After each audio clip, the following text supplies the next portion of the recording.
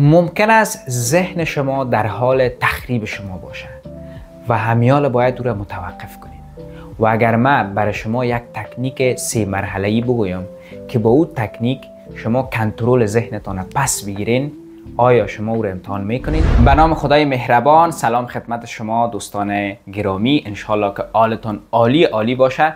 من نجیم نوری هستم و خداوند سپاسگزار هستم که یک بار دیگه بر من توفیق بخشید تا در خدمت شما عزیزان قرار بگیرم. و در این ویدیو قرار است راجع به موضوع افکار صحبت کنیم که چگونه افکارتان کنترل کنین با 3 تکنیک قدرتمنده که براتان میگم. هر فکری که به ذهن ما میرسه نشان میده که مغز ما چگونه کار میکنه. اگر مغز ما خوب کار کنه، فکرهای خوب در ذهن ما می داشته باشیم. اگر مغز ما خوب کار نکنه، نامنسجم باشه، فکرهای منفی در ذهن ما بیشتر میشه. پس هر فکری که بر ذهن شما میآید نشان میده که مغز شما چگونه کار میکنه، چون ذهن که است یعنی کار کرده مغز. و مغز ما معمولاً بقا پیدا کرده بر محیط‌های پرخطر و همیشه دنبال مشکلات و تهدیداست که این مشکلات و تهدیدات میتونه که خارجی باشه، میتونه که یک عامل درونی باشه. مشکلات بیرونی یا تهدیدات بیرونی میتونه که مثلا رسانه ها باشه، میتونه اخبار باشه، میتونه زنگ موبایل تان باشه، میتونه اینستاگرام باشه. و همون مشکلات یا تهدیدات درونی میتونه که افکار شما باشه، احساسات شما باشه، انرژی درونی خود شما باشه، خاطره باشه. این میشه مشکلات درونی. به خاطر از اینکه بیشتری موضوع را بفهمین، راجع به تفکر صحبت میکنیم. ما یکی تفکر عمیق داریم، یکی بیش از حد فکر کردن داریم که برش میگن overthinking، یعنی بیش از حد فکر کردن. در تفکر عمیق که است، یک فرد مثلا دنبال راه حل یک موضوع است، روی یک موضوع تمرکز میکنه، روی راه حلش و برای حلش میرسه و اقدام انجام میده. خب یعنی در تفکر عمیق که است، تفکر است همراه اقدام کردن که در یک چرخه حل مسئله قرار میگیره. اما بیش از حد فکر کردن چی است؟ در بیش از حد فکر کردن یک فرد سناریوهای مختلف در ذهن خود میچرخانه بدون از اینکه اقدام کنه و این باعث چی میشه؟ باعث استرس و اضطراب میشه. پس در تفکر عمیق یک فرد فکر میکنه و همراهش اقدام میکنه.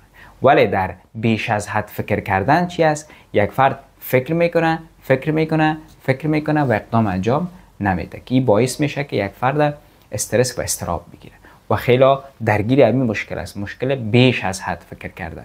و قرار است در این برنامه یاد بگیری که چگونه اینا را کنترل کنی، که تفاوت فکر عمیق و بیش از حد فکر کردن هم فهمیدین.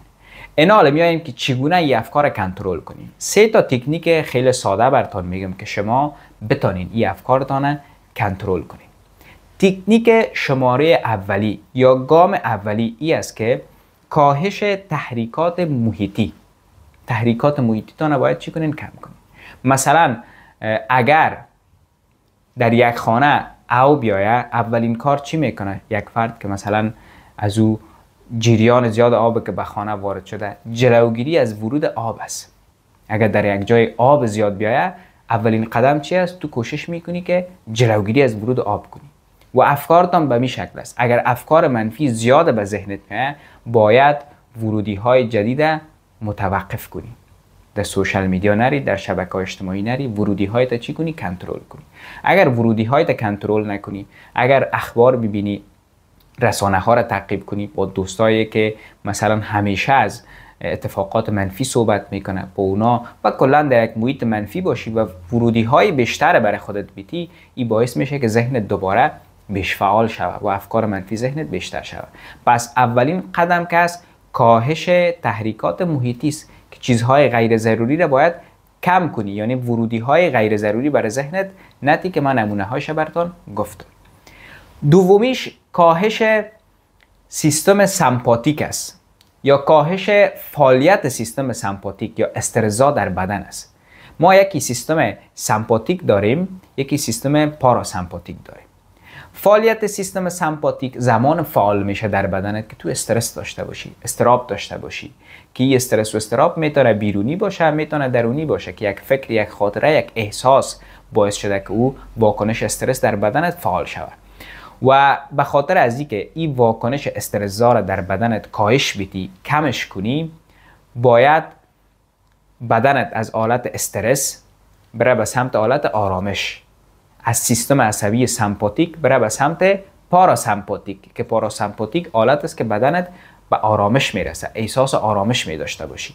و به خاطر از اینکه واکنش سیستم سمپاتیک کم کنی، کاهش بدی، دو تا کار انجام بدی. اولش تنفس عمیق است که باید انجام بدی، که برش میگن دم و بازدم.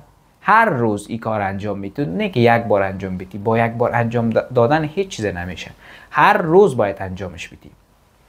روزانه در یک جای آرام میشینی، چشمایت بسته میکنی، حدودا از 5 دقیقه شروع کن. اگه برات خیلی سخت است باز ساعتش یا تایمش زیاد کن. در یک جای آرام میشینی و دم و بازدم انجام میدی. 5 ثانیه دم انجام میدی، یعنی نفست از طریق بینیت به این شکل بالا کش میکنی و از طریق دهانت خارج میکنی به این شکل. اینی دم و بازدم میشه که ایره انجام میدی.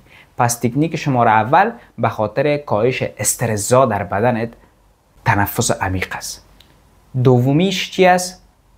حرکات بدنی، که باید حرکات بدنی انجام بدی، مثل پیاده روی. خیلی خیلی مفید است. یعنی اگر روزانه شما پیاده روی انجام بدین، خیلی بدنتان احساس راحتی میکنه، ذهنتان خیلی آرام میشه. که حتما از 10 دقیقه پیاده روی شروع کو، باز 20 دقیقه کو، باز 30 دقیقه کو و به می ترتیب تایمش زیادتر کو. ورزش کو و پیاده روی حتما انجام بدی تا ذهنت به آرامش برسه. و شماره سومش که از افزایش اقدام است. برای هر فکری که در ذهنت داری یک اقدام نشته کو. مثلا اینی فکر من است، خب من چی اقدام میتونم که از شر از این فکر خلاص شوم؟ یعنی برای تمام فکراتون یک اقدام نشته کنی و این باعث میشه که تو در چرخه تفکر و اقدام قرار بگیری. باعث میشه که خودت اقدام کنی، از زیاد فکر کردن تبدیل میشه به زیاد اقدام کردن. و این حتما امتحان کنین تا نتایج شگفت انگیزش شما ببینید. امیدوار هستم که این 3 تا تکنیک حتما شما انجام بدین. هر روز اینا رو تکرار کنین تا این تکنیک در ذهنتان سیمکشی شود، برنامه‌ریزی شود، تا آرام افکار مثبت ذهنتان بیشتر شود. و این 3 تا روشی را که براتون گفتم شما امتحان کنین، نظرات و تجربیاتتان بر من نوشته کنین که انشالله ببینم که چقدر نتایج مثبت شما کسب کردید. شما را به خدا میسپارم، خدایی که تنها یاد و برای خلق یک معجزه کافی است.